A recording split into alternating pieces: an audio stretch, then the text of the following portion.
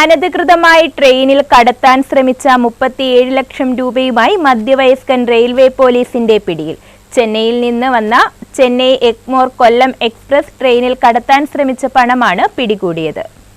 37,09,870 രൂപയുമായാണ് പത്തനാപുരം കുണ്ടയം സ്വദേശി Shahul Hameed Punalur railway station പോലീസിന്റെ പിടിയിലാകുന്നത്. കടത്തിക്കൊണ്ടുവന്ന പണത്തിന് ഉറവിടമോ മറ്റ് രേഖകളോ ഹാജരാക്കാൻ ഷാഹുൽ ഹമീദിന് കഴിഞ്ഞില്ല.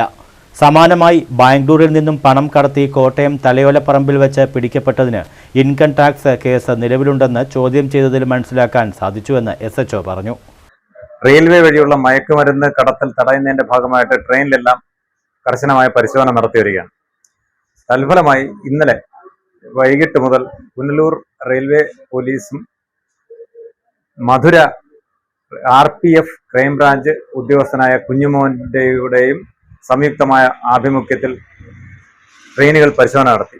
ഇന്ന് വെളുപ്പിന് ചെന്നൈ എഗ്മോർ കൊല്ലം എക്സ്പ്രസ് ട്രെയിനിൽ പരിശോധന നടത്തി വരവെ അതിലെ S7 ബോഗിയിൽ യാത്ര ചെയ്തിരുന്ന ഒരാള് പോലീസിനെ കണ്ട് പരിഭ്രമിക്കുന്നത് ശ്രദ്ധയിൽപ്പെട്ടതിനെ തുടർന്ന് അയാളുടെ ബാഗ് പരിശോധിച്ചപ്പോൾ അതിനകത്ത് ബാഗിന്റെ മേളിൽ വാച്ചിന്റെ സ്പെയർ പാർട്സും കണ്ടു.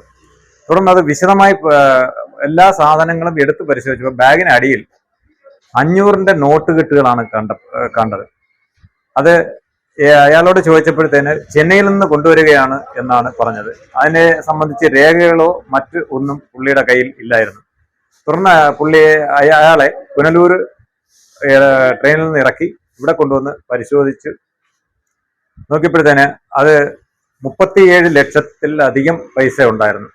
അന്യസംസ്ഥാനത്തു നിന്ന് ട്രെയിൻ മാർഗം വൻതോതിൽ ലഹരി പദാർത്ഥങ്ങളും കുഴൽപ്പണവും എത്തുന്നതായി വിവരം ലഭിച്ചതിന്റെ അടിസ്ഥാനത്തിൽ സംസ്ഥാന റെയിൽവേ പോലീസ് മേധാവി അരുൾ RB കൃഷ്ണ IPSന്റെ നിർദ്ദേശപ്രകാരം Punalur railway police SHO G Sreekumar, SI Sreekumar MS, senior civil police ഓഫീസർമാരായ മനു, സവിൻ, രതീഷ്, ദീപു, സിവിൽ പോലീസ് ഓഫീസർമാരായ അരുൺ മോഹൻ, വിശാഖ്, സുഭാഷ്, RPF, മധുര ക്രൈംബ്രാഞ്ച് ഉദ്യോഗസ്ഥൻ കുഞ്ഞുമോൻ എന്നിവരടങ്ങിയ സംഘം ട്രെയിനിൽ പരിശോധന നടത്തുന്നതിനിടയിലാണ് പ്രതി പിടിയിലാകുന്നത്.